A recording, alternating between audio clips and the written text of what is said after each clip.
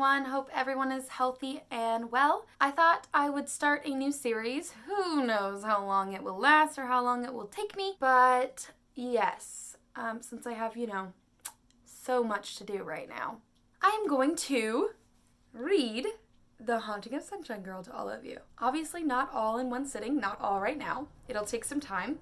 This copy is actually my copy that I took on my 30-day book tour. I found an autographed copy sticker and put it on because I did in fact autograph my own copy.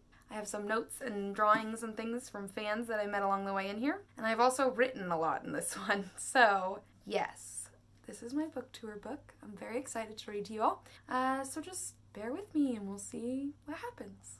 The Haunting of Sunshine Girl, Book 1 by Paige Mackenzie. Oh, that's me. Also, just a quick note, Pongo is in his bed enjoying a treat, but if you hear some weird licking doggy enjoying a treat noises, it is him. Continuing on.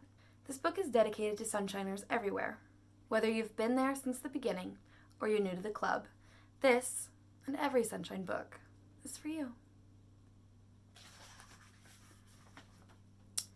17 candles. She turned 16 today. I watched it happen. Catherine, the woman who adopted her, baked her a cake, carrot cake, a burnt sort of orange color, with white frosting smothered over the top of it. A girl named Ashley came over to her house with candles, which they lit despite the sweltering Texas heat. Then they sang, "Happy birthday to you, happy birthday to you." Our kind don't celebrate birthdays, except, of course, for when one of us turns 16, just as she did today. At precisely the time of her birth, 7:12 p.m., Central Standard Time, August 14th, I sensed the change in the girl named Sunshine. I felt it the instant the spirit touched her. Catherine had just set the cake down on the table in front of her. 17. Why 17 candles? Sunshine grinned and pursed her lips, preparing to extinguish the flames. But then, an instant of hesitation, the smile disappearing from her eyes. Of course, she hadn't a clue what she was feeling or why she was feeling it. The moment the spirit touched her, her temperature dropped from 89.6 degrees Fahrenheit to 92.3. Her heart rate jumped from 80 beats per minute to 110. She pressed her palm to her forehead like a mother checking for a fever. Perhaps she thought she was coming down with something. A cold, the flu, whatever it is that people suffer from. I recognized the culprit immediately. A 29-year-old male who perished in a car accident less than a mile away several weeks earlier. The blood on his wounds still fresh, the glass from his windshield still embedded in his face. Later, I would help him move on myself. His wounds will heal, his skin will be smooth. But for now, I keep my focus on Sunshine. I counted the seconds until her heart rate returned to normal. 11. Impressive. She took a deep breath and blew out her candles. Catherine and Ashley applauded. Sunshine stood up from the table and curtsied elaborately, guarding more applause. Her smile was back, planted firmly on her face, her bright green eyes sparkling, almost as though she never felt anything at all. My last student's temperature took 24 hours to rebound, but Sunshine's was back to normal by the time her mother cut the cake. Of course, this was just a passing spirit. Soon she'd have to contend with so much more. Chapter 1. Defending Creepy. Mom, the house is creepy. We're only halfway up the gravel driveway to our new home, and I can already tell. Even the driveway is creepy, long and narrow with tall bushes on either side, so I can't see our neighbors' front yards. I prefer creeptastic, Mom answers with a smile. I don't smile back. Oh, come on, she groans. I don't even get a sympathy laugh? Not this time, I say, shaking my head. Mom rented the house off Craigslist. She didn't have time to be picky, not once she got offered the job as the head nurse of the new neonatal unit at Ridgemont Hospital. She barely had time to ask her only daughter how she felt about being uprooted from the town she'd lived in her whole life to the northwest corner of the country, where it rains more often than not. Of course, I said I'd support her no matter what. It was a great opportunity for her, and I didn't want to be the reason she didn't take it. I'm just not sure that moving from Texas to Washington State is all that great an opportunity for me. Mom parks the car and eyes the house through the windshield. 2 stories high, a front porch with an ancient-looking porch swing that looks like it couldn't support a baby's weight. In the pictures online, the house looked white, but in real life it's gray, except for the front door, which someone decided to paint bright red. Maybe they thought the contrast would look cheerful or something. You can't tell a house is creepy from the outside, Mom adds hopefully. Yes, I can. How? The same way I can tell those jeans you bought before we left Austin will end up hanging in my closet instead of yours. I'm very, very intuitive. Mom laughs. Our little white dog Oscar whines from the back seat, begging to be let out so he can explore his new home. As soon as Mom unlatches her seatbelt and opens the door, he bounds outside. I stay in the car a second longer, breathing in the wet air blowing in. It's not just the house. Ever since we crossed the state line, the world had been gray. Shrouded in fog so thick that Mom had to turn the headlights on even though it was the middle of the day. I didn't picture our new life in Washington as quite so colorless. To be honest, I didn't picture it much at all. I kind of pretended the move wasn't happening, even as our house back in Austin filled with boxes. Even when my best friend Ashley came over to help us pack. It wasn't until we were actually on the road I really believed we were moving. Our new house is on a dead-end street, backed up against an enormous fog-drenched field. Each of the houses we passed before we turned into our driveway was about 2 sizes too small for the size of its yard. I guess these are the kind of neighbors who want nothing to do with one another. There wasn't a single kid playing in his front yard, not a single dad getting ready to barbecue tonight's dinner, and the street was littered with pine needles from the towering Douglas firs that blocked out any semblance of daylight. An ugly, rusted chain-link fence wraps around our new yard.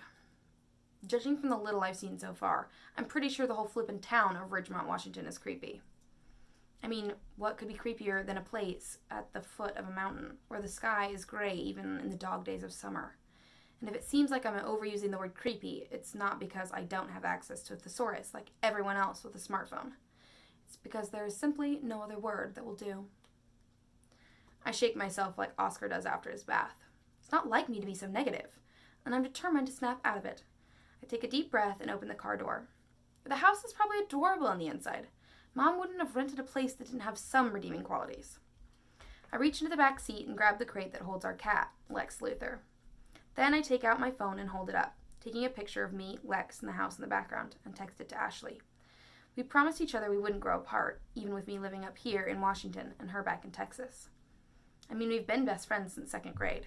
If our friendship could survive the middle school clickiness it faced a few years ago, I'm pretty sure it can survive a few thousand miles. My Chuck Taylors crunch over the gravel driveway as I make my way to the front door. Mom and Oscar are already inside. It might be August, but that doesn't stop Ridgemont from being cold. Colder than Austin in Christmas time, and unfortunately, I'm still wearing the ripped-up denim shorts I put on before we left our motel in Boise, Idaho this morning. The brightly colored Mustang on Mom's old high school t-shirt, my favorite shirt these days, looks out of place in the fog, the opposite of camouflage. I hover in the doorway. "Mom?" I shout. No answer. Just the squeak of the screen door on its hinges while I hold it open, then the whistle of a gust of wind from behind me like it's trying to push me inside. "Mom!" I repeat. Finally, I shout her full name. "Catherine Marie Griffith!" She hates when I call her by her first name, though she claims it has nothing to do with the fact that I'm adopted. We've never made a big deal about it. Never had some big talk where my mother, revealed the news to me. The truth is, I don't remember a time when I didn't know. There are moments when I wonder who my birth parents are and why they gave me up, but even Mom doesn't know those details. She was a pediatric nurse at a hospital in Austin where I was found, left swaddled in the emergency room. No parents, no paperwork, no nothing. And once she got her hands on me, she says, she knew she was never going to let me go. We were meant for each other, she'd say. Simple as that. Mom and I giggle when strangers comment on how much we look alike, because we don't. We just act alike, sometimes too much alike. But unlike me, Mom is a redhead with light skin, almost gray eyes, pale skin, and freckles. I have long brown hair that's usually trapped somewhere in between wavy and frizzy, and my eyes are green, not gray like Mom's. Ashley says they look like cat's eyes. You know how some people's eyes change color depending on the light or what they're wearing? Not mine. They're always the same milky kind of green. And even in the dark, my pupils never get big. I've literally never seen anyone with eyes that look like mine. They're so unusual that I'm pretty sure anyone whose eyes match mine would probably be related to me. Like for real related, by blood. Anyway, adopted or not, I'm closer to my mom than any other 16-year-old I've ever met. Or at least I'm pretty sure we're closer than any of the mother-daughter combos I saw walking around the mall in Austin. they weren't fighting, they were barely talking. Ashley used to pick her phone up and pretend to be in deep conversation every time her mother walked into the room, rather than answer her mom when she asked about her day. I mean, how many 16-year-olds do you know who could spend 3 days straight locked up in a car with their mother driving across the country? Though I've only been 16 for a week now. From somewhere inside the house comes the sound of a toilet flushing. "Where did you think I was, Sunshine?" Mom asks, returning to the front door. "My name never sounded so ironic in Texas," I mumble, shivering as I step over the threshold. The door slams shut behind me and I jump. "It's just the wind, sweetie." Mom's got a twinkle in her eye like she's trying not to laugh at me. I think it's actually colder inside the house than it is outside. I don't think I've ever felt a cold like this before. Not even when I was 9 years old and Mom took me skiing in Colorado, where the temperature was literally below freezing. This cold is something else entirely. It's snaking underneath my clothes and covering my skin in goosebumps. It feels kind of like when you have a fever and you're shivering despite the fact that your temperature is rising and you're bundled up under layers of covers in bed. The kind of cold that's damp, as though the whole house needs to be run through the dryer. It's all right, fine. I'll admit it. It's creepy. I say it out loud and Mom laughs. "Is that your new favorite word?" she asks. "No," I say softly. I can't remember ever having said it so much before, but then I've never felt like this before. No one has lived in the house in months. It's just been empty too long. Once we get all our stuff in here, it'll feel more homey. It'll be great, I promise. But our stuff, the moving truck full of our furniture and my books and knickknacks and clothes, won't get here until tomorrow. I guess the movers who were driving from Texas weren't in much of a hurry to get here as we were. Mom and I ascend the creaky staircase and briefly explore the second floor. 2 bedrooms and 1 bathroom with a malfunctioning lock on the door. "I'll ask the landlord to fix it," Mom promises. But it's hard to imagine how our stuff will look in our rooms when most of our belongings are still hundreds of miles away. I go into the room that will be mine and shudder at the bright pink wallpaper and carpet. I'm not a pink kind of girl. I decide that I will put my bed in the corner to the right of the door and my desk beside the window across from it. I walk to the narrow window and look outside, but the branches of a pine tree in our backyard almost entirely block my view of the street. Even if the sun were shining, I doubt much light would get in. Mom's room faces the front yard, but branches mostly block her windows too. We blow up our queen-size air mattress on the hardwood floor of the living room and spread blankets over it so the cat doesn't accidentally pop it with his claws when he climbs all over it, which of course he immediately does. We drive into town for pizza, the sound of pine needles hitting our roof in the car chorusing right along with the sound of raindrops. Main Street is mostly empty, nothing like the crowds in downtown Austin.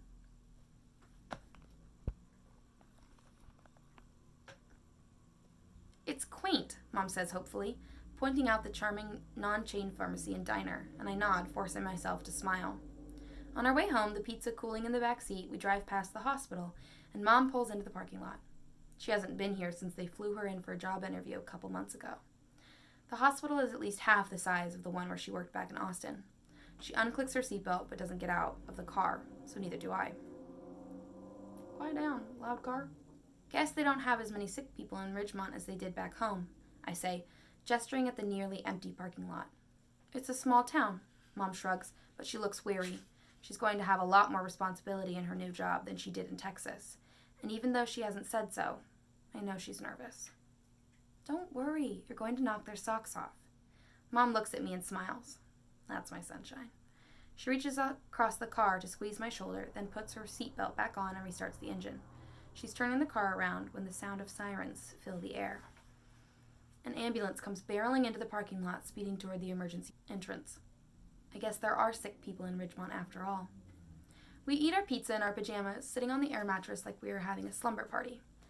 "This pizza is better than anything we have in Austin," Mom says as we argue over the last piece. "Who knew?" I say, ripping the remaining crust from her hands and giggling. "Ridgemont, Washington, pizza capital of the USA. See, I knew you'd like it here. I like the pizza. That's not the same thing as liking the place." "Maybe loving the pizza is just a hop, skip, and a jump away from loving the place," Mom counters hopefully. I sigh. The truth is, we've barely been here 3 hours, and it's really too soon to have an opinion one way or the other. "It smells funny in here," I say, wrinkling my nose. "It smells like pizza in here," Mom says, gesturing to the crust-filled box between us. I shake my head. It smells like something else, a musty, moldy sort of smell, like someone left the air conditioning on too long. Not that you need AC here.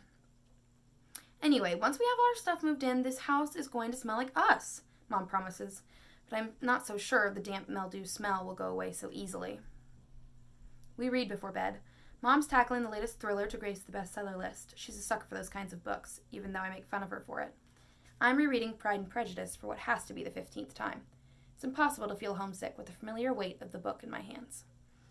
I like all the words no one uses anymore. Flutter and perturbation and inquiries. Sometimes I find myself talking like one of the Bennet sisters. Super dorky, I know. Do you think maybe I was Jane Austen in a former life? I ask sleepily when we finally turn off the lights. It must be after midnight.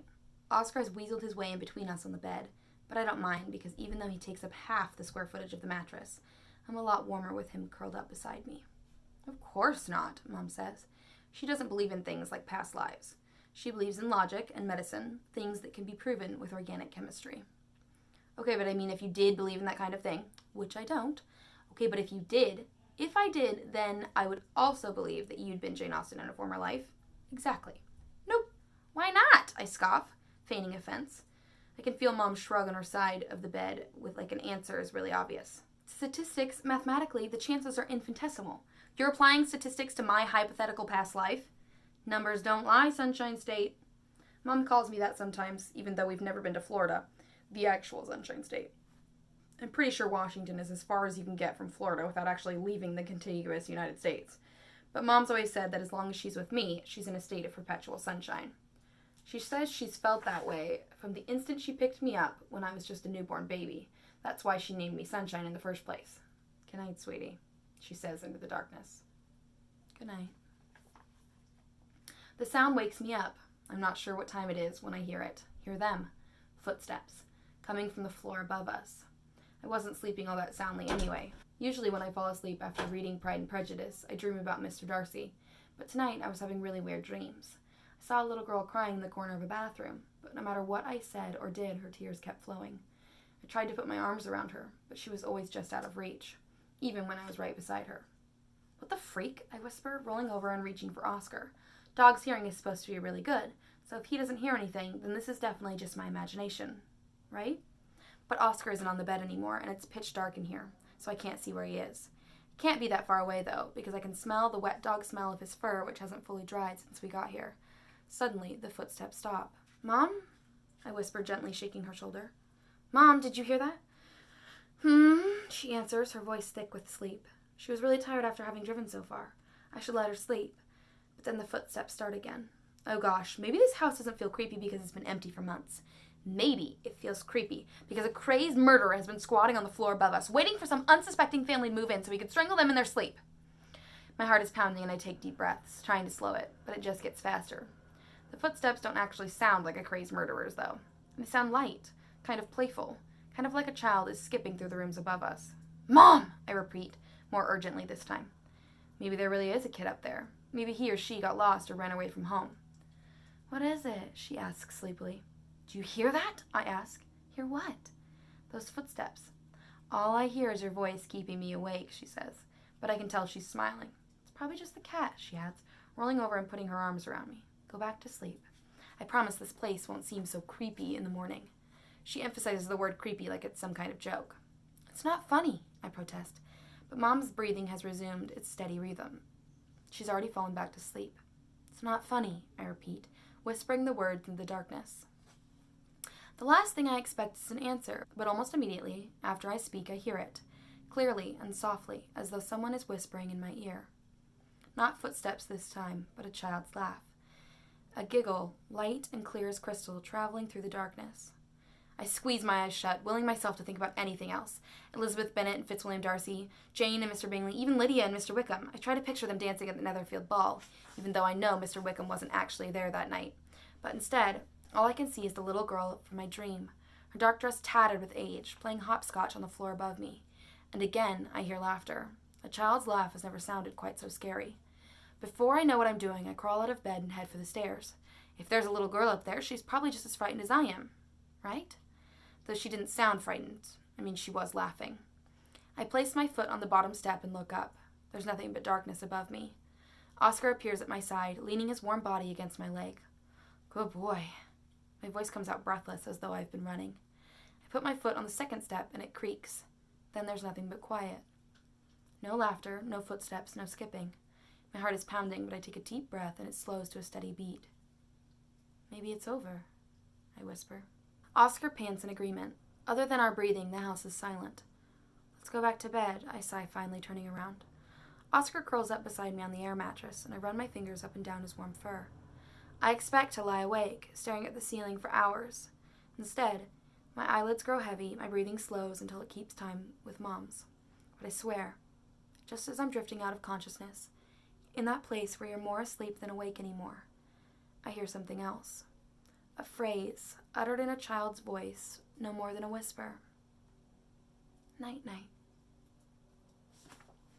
Okay, so that's the end of chapter 1, and potentially I will read more depending on how this goes. And, the whole quarantine situation. So, yes. Thanks for joining me, guys. Hope you're staying healthy.